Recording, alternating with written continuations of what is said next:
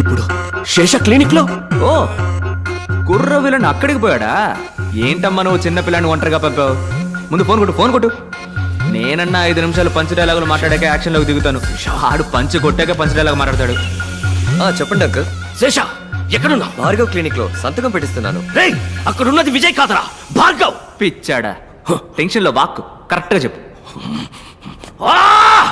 అక్కడున్నది భార్గవ్ కాదరా, విజయ్.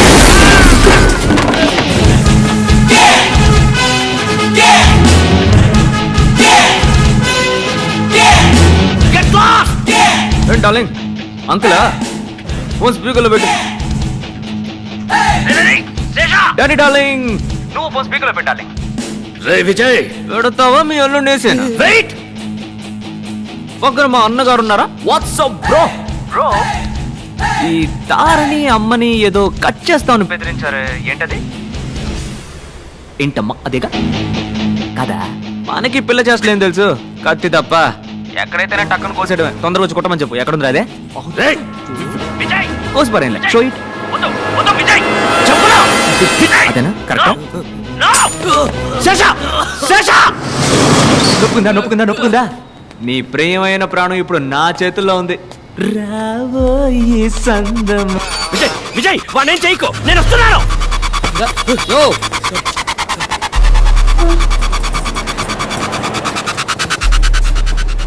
వెళ్ళవయ్యా, ఎక్కడికైనా వెళ్ళవయ్యా, వెళ్ళవయ్యా.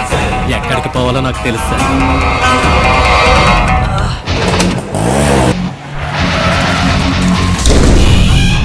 శేష, విజయ్, రేయ్ విజయ్, వేర్ ఆర్ యు?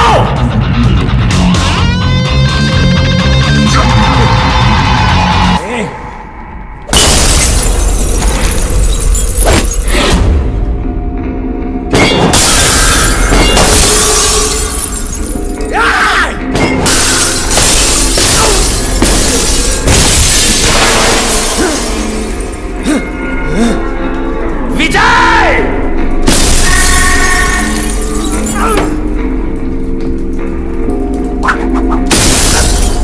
రేయ్!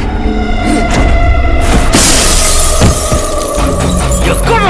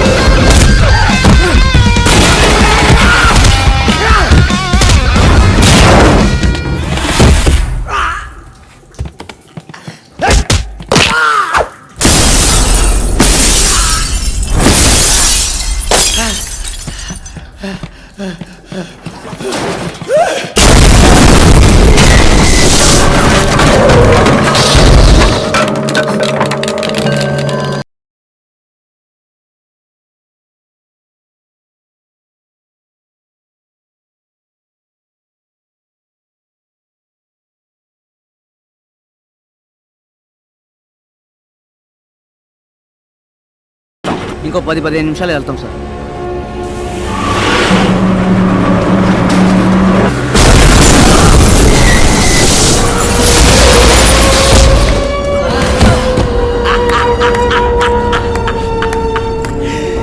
ఏట్రా విజయ్, భార్గవ్ విజయ్,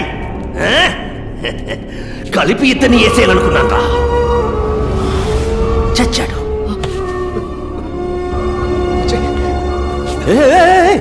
డాక్టర్ భార్గవ్, నీ మ్యాజిక్ తమ్ముడిని నువ్వు కాపాడాలి. మీ ఇద్దరిని కలిపి నేనేసేయాలి. వెళ్ళు కాపాడు.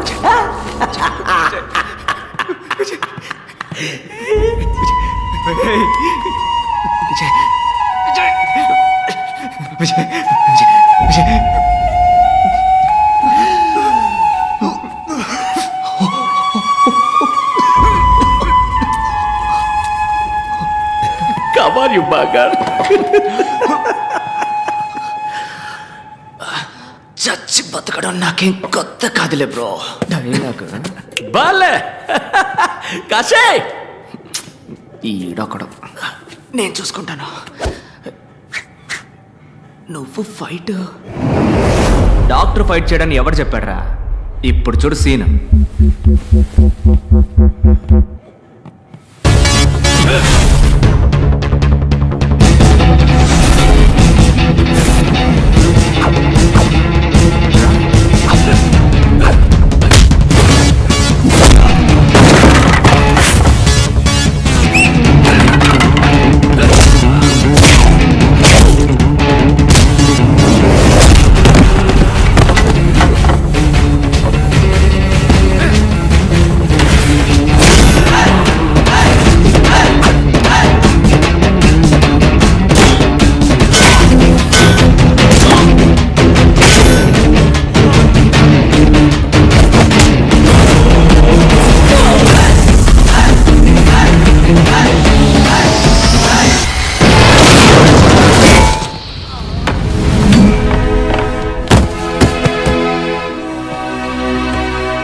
రైటానే నిజాన్ని సమాధి చేయాలనుకుంటున్నా, అది ఎవ్వడి వల్ల కాదు.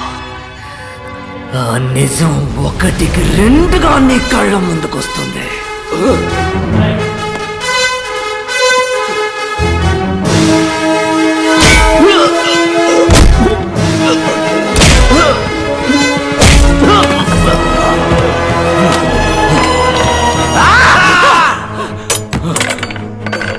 ఏంటి చూస్తున్నా?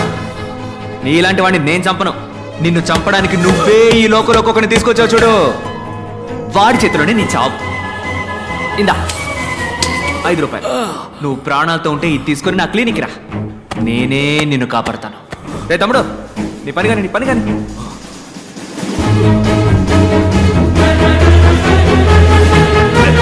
Let's stop.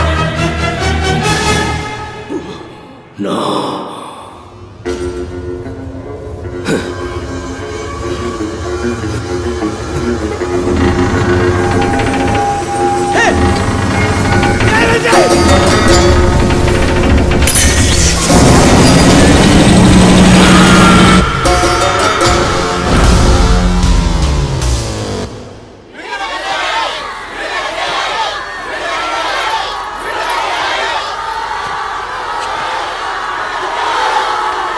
లోపల నువ్వు మాట్లాడుకోవడానికి కారణం ఇప్పుడు మాట్లాడాల్సిన అవసరం. మాట్లాడు.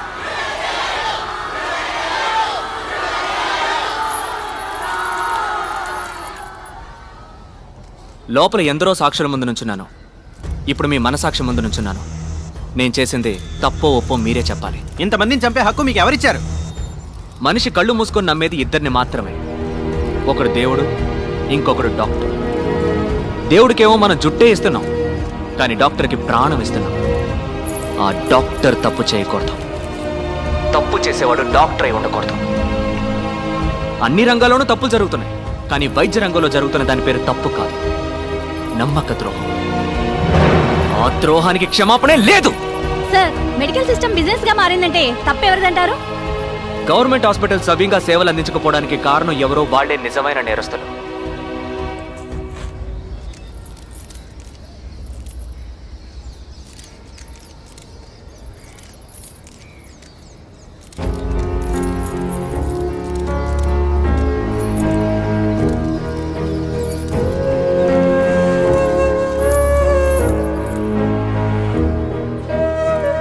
గవర్నమెంట్ హాస్పిటల్లో ఆక్సిజన్ సిలిండర్ లేదు.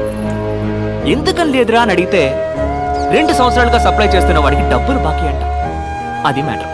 ఇంకో గవర్నమెంట్ హాస్పిటల్లో డయాలసిస్ చేస్తున్నప్పుడు కరెంట్ కట్ అయింది. 4 చచ్చిపోయారు. కేవలం అక్కడ ఒక పవర్ బ్యాకప్ కూడా లేదు. ఇంక్యుబేటర్లో ఉంచిన ఓ బిడ్డ పందికొక్కు కొరకడం వల్ల చనిపోయింది మన దేశంలోనే.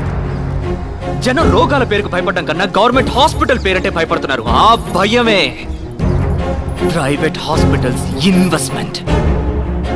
సార్, హత్య చేయడం న్యాయబద్ధం అంటారా? నేను చేసింది హత్య కాదు. ఎవడన్నాడు? చదులు పట్టిన మన వైద్య రంగానికి క్లీనింగ్ ప్రాసెస్. పూర్ణ అనే ఓ చిన్నపిల్లని డబ్బు కోసం చంపేశారు. అలాంటి మరణాలు ఇంకా ఎన్నో ఉన్నాయి, బయటికి తెలియకుండా ఇంకా జరుగుతూనే ఉన్నాయి.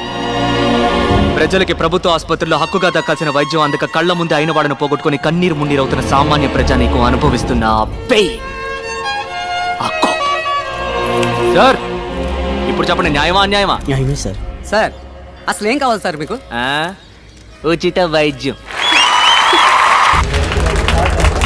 వ్యాపారానికి అనేక దారులున్నాయి, కానీ వైద్యంతో వ్యాపారం చేయకూడదు. ఈ రంగంలో ఉన్న చివరి వ్యాపారిని సైతం తరిమి కొట్టేంత వరకు నా పోరాటం కొనసాగుతూనే ఉంటుంది. మీ అమ్మ నాన్నల్ని మెడికల్ ఎర్రర్ కారణంగా చంపారు, అందుకే మీరు ఇలా చేస్తున్నారు. ఇది మీ పర్సనల్ రివెంజ్ అనుకోవచ్చా? Nothing personal.